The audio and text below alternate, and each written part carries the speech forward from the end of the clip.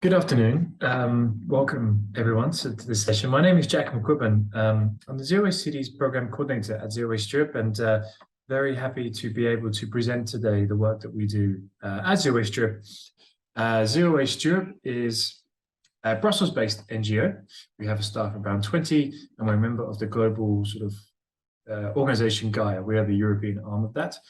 And obviously being based in Brussels, it means that we are uniquely positioned to advocate for ambitious waste and circular economy legislation from the European Union. With our network of member organizations, so we have 34 members now in 27 different European countries, we help support cities and businesses transition towards a zero waste, to support their own cities, to accelerate the transition towards a zero waste Europe, one community at a time. The Zero Waste Cities program that underpins our work ever since 15 years ago is this. We don't work with any city at the moment or municipality, so we use the term interchangeably, city, municipality, depending if it's 1 million or 1,000. But we don't work with any that generate zero residual waste at the moment, sadly, but we're working towards that. But our Zero Waste Cities all share the same philosophy, that what they're working towards is year upon year. It's a continuous effort to phase out waste. So they're making progress time after time, continually looking to optimize and improve the system to generate systems that don't create any waste in the first place. That's ultimately the goal.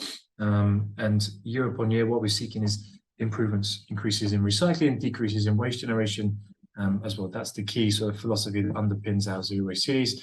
And at the moment, the program, we work with over 470 municipalities who have committed to become zero waste. So these are on the road to becoming.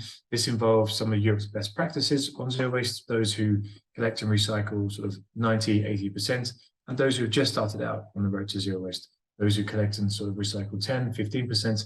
But as I said, what's the common vision that all of these zero waste cities share is their determination and commitment to continue improving towards becoming zero waste. And this is now, we have cities in over 15 countries.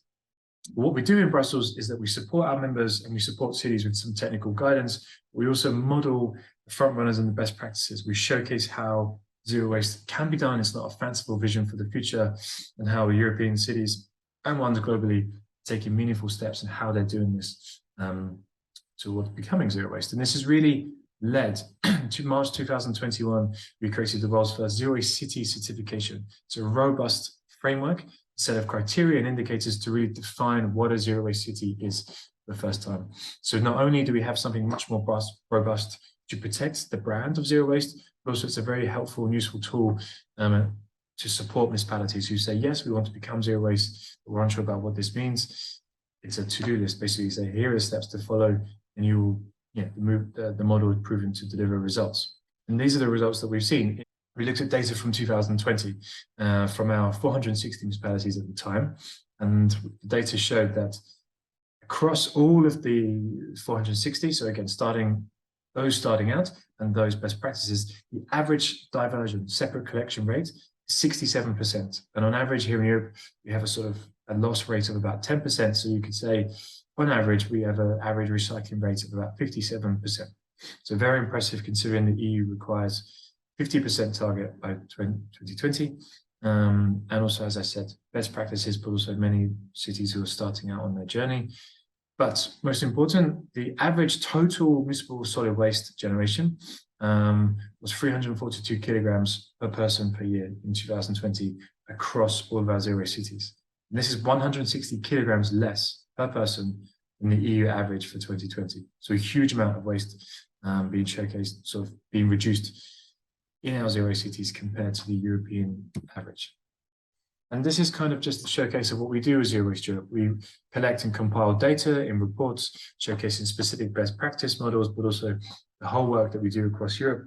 We run workshops, we provide educational activities for cities, for businesses, and also our member organizations to really help provide local authorities and local groups with the confidence, the knowledge, and the resources to design the locally tailored zero waste strategies that are going to be the most effective.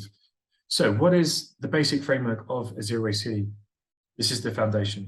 You separate the key waste streams as is mandated by EU law now. So residual waste, glass, plastics, packaging, and paper, cardboard. From the 1st of January 2024, it'll be mandatory to separately collect organics, which is a huge sort of priority and important topic for us in the next year to really make sure municipalities do this well. So that's the foundation.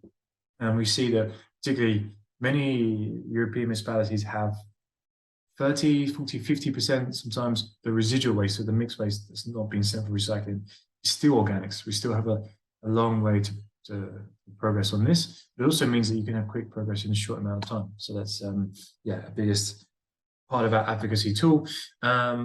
Residual waste assessments are a key function of a zero waste city. You sort of take a percentage of the waste that's not being recycled and study it. You sort of examine it to say, okay, what are the materials that continue not to be recycled, and what does that mean in terms of how we optimize the system? Do we need to have more education on certain, to increase paper, for example, that's continually found in residuals, or do we need to sort of work with local businesses who are very popular locally and continue to put materials and items onto the market that can't be recycled? Next up is pay-as-you-throw system. So we encourage municipalities to sort of create a fee-based system that's there's a fixed rate. So every citizen pays 60–70% of the waste fee, no matter how much waste they generate. And then there's 30–40%, which is variable. And this allows for a general nudge and sort of support and an incentive for individuals to reduce their waste. So this requires personal identification or household identification, business identification. So on bins provided, depending on the weight, depending on the sort of size, and the regular, most important one is pay as you throw should be based around a system depending on the number of set outs. So how often a household puts their bin or puts these bags out. And obviously the system is prioritized those who generate the least waste to pay the least fees.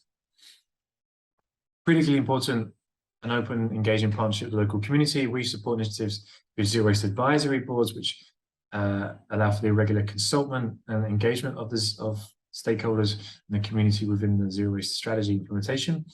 Zero waste family challenges and zero waste labels for businesses are also really good ways to increase awareness and understanding, and sort of sometimes friendly competition as well, to really help progress towards our zero waste goals. When we look at waste prevention, extremely important. We focus on two different ways. So for example, with municipalities, we would say, first of all, look at what you can do in your direct sphere of control. This includes the waste that can be prevented in public events, spaces, and public procurement.